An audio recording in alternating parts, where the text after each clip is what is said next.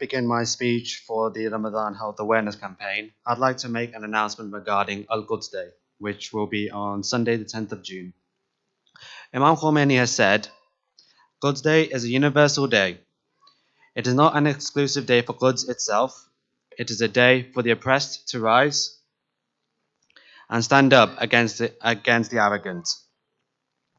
If you would like to sign up and attend the Al-Quds Day rally, organized by the Islamic Human Rights Commission this Ramadan, then could you please sign up and register your names so we can look into organizing transport from Masjid al-Husayn. The cost will be £10 per person, or £7 if you're under 16. This will include transport and food. We'll be leaving the mosque at around 11:30 a.m. since this will be before Dhuhr. According to Ayatollah Sistani, the fast will still have to be kept until we pass the city boundary. However, please note that this will not count as a fast, and so therefore everyone attending will have to fast for 1 day after the month of Ramadan. Dhuhr namaz will then be prayed in London on arrival. The coach will return to Leicester in time for Maghrib, and this is to be confirmed inshallah. To register, please contact any of the Behlool Society team, or alternatively, contact Brother Yasser Barakat Ali for the gents, or for the sisters, Sister Sakina Sabir. And could you please register by tomorrow? Now, can I please request the AV team to show a short video clip?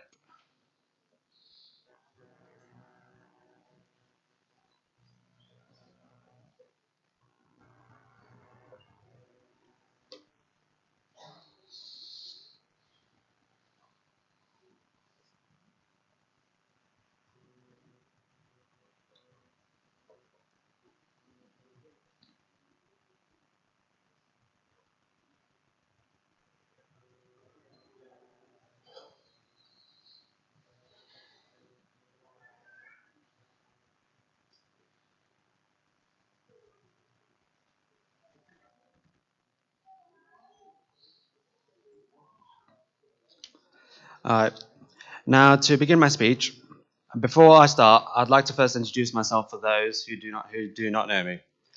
Assalamu alaikum. My name is Fatin Makbool and I'm a first year medical student studying at the University of Leicester. I've been asked today as part of the Behlool Society's Ramadan Health Awareness Campaign to give a speech about Jen's health. To be specific, they've asked me to talk about benign prostate hyperplasia or enlargement and prostate cancer. Now, benign prostate enlargement and prostate cancer are conditions which commonly occur in men over 50. Benign prostate hyperplasia or enlargement, that both of them affect the prostate gland. The prostate gland surrounds the urethra, which is where urine passes from the bladder. It's situated underneath the bladder, and so benign prostate enlargement is, as it says in the name, the enlargement of the prostate gland. Now, symptoms for this vary from mild to troublesome. You can have frequent urination, difficulty urinating, and difficulty fully emptying the bladder.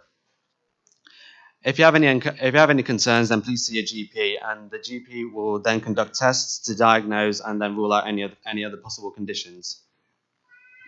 Treatment for it depends on the severity of symptoms. So if symptoms are mild, you usually do not require immediate treatment. However, the GP may recommend lifestyle changes such as exercise and limiting the intake of caffeine, fizzy drinks, and artificial sweeteners. Medication may be prescribed if symptoms are moderate to severe. Complications of benign prostate enlargement include UTI and acute urinary retention. Acute urinary retention is where you have sudden inability to urinate, you have lower abdominal pain, and swelling.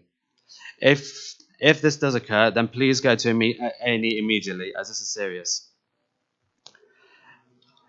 Those with benign prostate enlargement, however, please do not be worried. There is, according to studies, there is no greater risk of prostate cancer in those with benign prostate enlargement compared to those without. However, if you do feel like you may have benign prostate enlargement, then please go see your GP.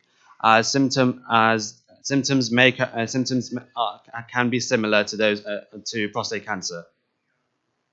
Now, prostate cancer is the most common cancer in men in the UK. The chances of it increase with age, and most cases develop in those over 50. And those with first degree relatives that have been affected by prostate cancer, those are a slightly higher risk. Symptoms usually develop slowly, with the symptoms being similar to benign prostate enlargement, which is why it is important to go to the GP if you experience the symptoms of benign prostate hyperplasia. Due to the treatment of prostate cancer, you may experience urinary incontinence or erectile dysfunction. Diagnosis is done via three things: blood tests for cancer markers, specifically prostate-specific antigen.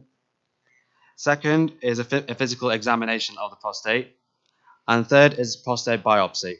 In a biopsy, what they do is they extract a bit of the tissue from the prostate gland, and they'll examine it under the microscope. Treatment of prostate cancer depends on, like benign prostate enlargement, depends on the stage and symptoms.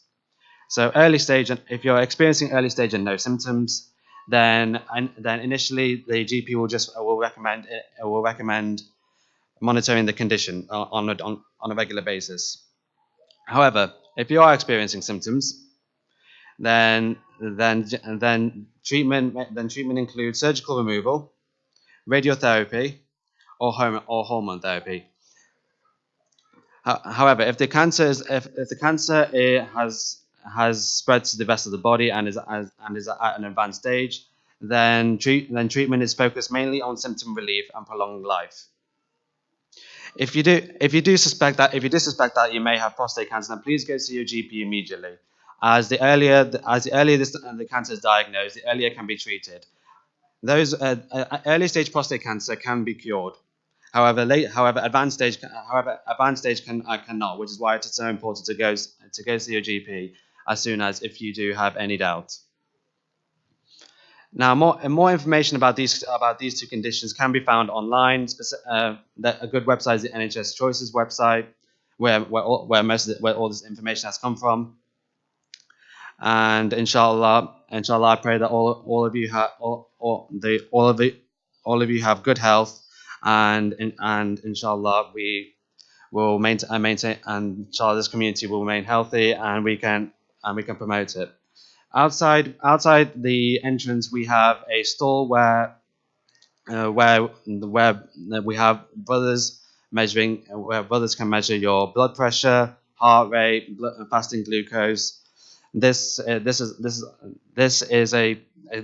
brilliant service to do. I know that from my own experience, I don't regularly check my blood pressure, fasting glucose, or heart rate, so it'll be good.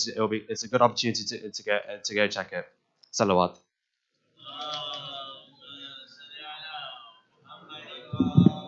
توجه يا